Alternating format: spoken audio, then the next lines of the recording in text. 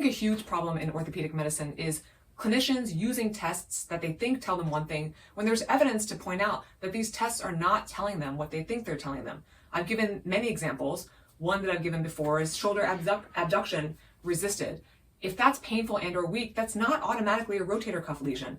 It could be, but we have to take this baseline test in conjunction with the verbal history, in conjunction with all the other baselines we're taking, which could be 5, 10, 15, 20 other pieces of data, and any other real kind of more diagnostic testing. We need to take all of that information together to arrive at what we think the diagnosis or problem is. Could this be a rotator cuff lesion? Yes, but it could also be a fracture. It could also be an infection. It could also be a mechanical problem in the joints, in the shoulder joint, the neck joints, the thoracic joints, and many other things. There are so many pieces of data that you need to put together to come to a diagnosis, and I fear and I know that clinicians, in the interest of time or in the interest of lack of knowledge, are doing one simple test or a few simple baseline tests and coming to a diagnosis. One test I wanted to point out today is the Thomas test. I've had my beef with this test for years.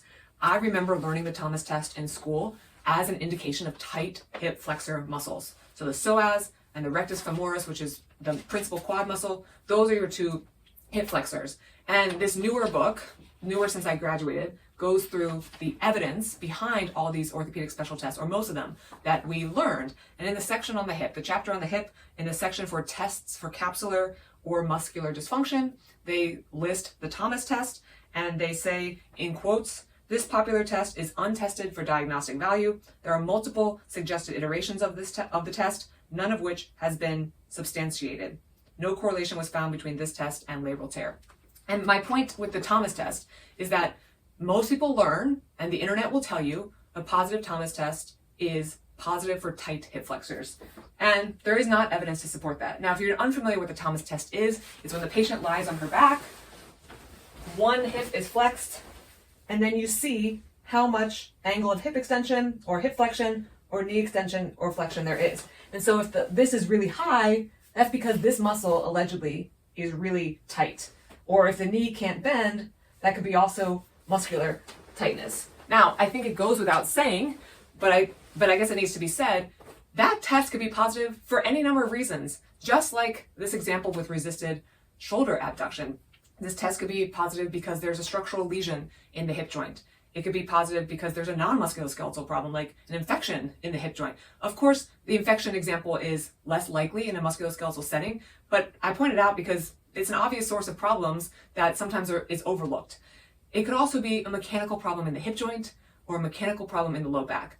I do not use this test. I can't remember the last time I did, but if I wanted to lengthen my evaluation, which I don't have time to throw in tests that are not helpful, but if I did, if this were a research setting, for example, I would get all my patients with any lower body complaint from the low back down to the toes, and I would do this test on them. And I would see how many are positive and how many are negative, and I would see if it changes rapidly with joint mechanic or mechanical repeated movement testing. Because I think in most cases, if this is positive, it's because the mechanics of the hip or the mechanics of the low back are not working well. I can't prove it because I haven't run the study and because I don't do it casually as part of my evaluation, but that's what I would surmise.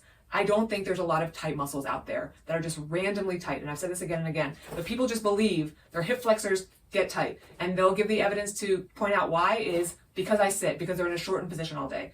But so many of our muscles are in a shortened position with sitting and they don't get tight. So why would it be the hip flexors that get tight? And again, tightness is different than pain.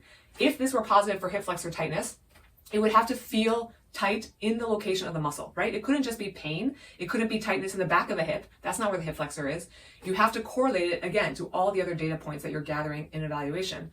But these tests are just not telling us what people think they are. You have to check to see if these are mechanical. If this is painful and or weak, and you move the neck in a specific direction and it gets worse or it gets better, well then you've proven there's likely a mechanical source in the neck. Same with this. If I did take the Thomas test and I had the patient repeatedly move her hip into internal rotation, or the patient move her low back into repeated right side glide, or lumbar flexion, or lumbar extension, and it changes, well then it clearly wasn't muscular. So because I see this test so commonly noted, so commonly invoked, I want people to know that I really argue, and the evidence suggests that this study is not based on good studies, that this test is not telling you what you think it is. It's not indicating that the hip flexor muscles are necessarily tight. Could they be? Yes, but again, that begs the question that we're trying to answer in an evaluation. Why would someone's iliopsoas or rectus femoris just get tight all of a sudden? Yeah, it's sitting in a shortened position, but every time you take a step, it usually gets lengthened unless you're really walking strangely. And if muscles get short when you sit and they get tight, then why aren't other muscles that get shortened in sitting also tight? And again, if they're tight, that's one thing, but you're typically coming into an office because of pain. So please reconsider how much faith you put into the Thomas test and consider other factors, especially mechanical joint disorders in the lower body, that could contribute, if you take this test, to a positive test.